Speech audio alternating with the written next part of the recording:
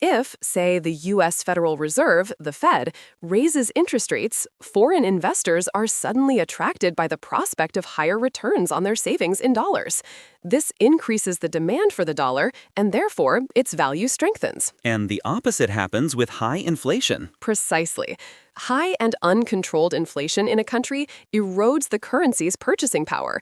Investors get nervous and flee from that currency, increasing its supply on the market and decreasing its price. I see. So who are the big players constantly making these moves?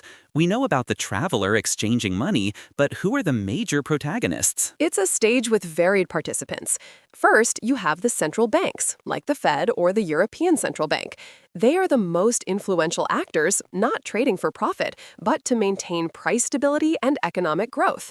Their decisions on monetary policy or interest rates can cause massive movements in seconds. They're the guardians of the currency, essentially. That's right.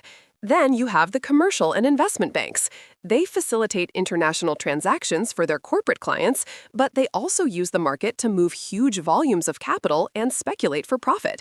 They are the market's engine. And finally, you have people like me, who might use an online broker to trade. That's the retail trader. Thanks to technology, small investors now have access to this market, which was once exclusive to large banks. The key tool here is leverage. Leverage? That sounds powerful, but also risky. How does it work? It's a tool that allows traders to control a large volume of money with relatively small capital.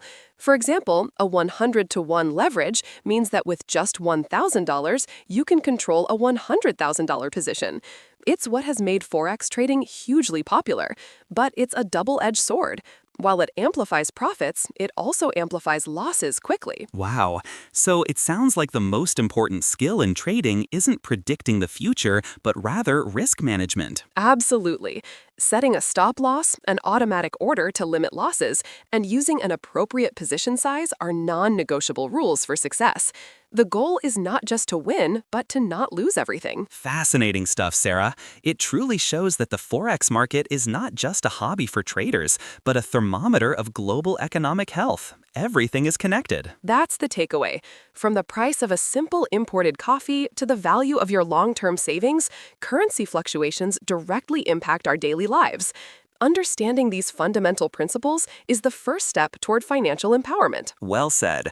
Sarah, thank you for guiding us through the essence of the Forex market today. My pleasure, Alex. I hope it inspires listeners to keep learning. And to our listeners, if you want to take the next step, remember you can start with a demo account. Practice strategies with virtual money and familiarize yourself with the platform before risking any real capital.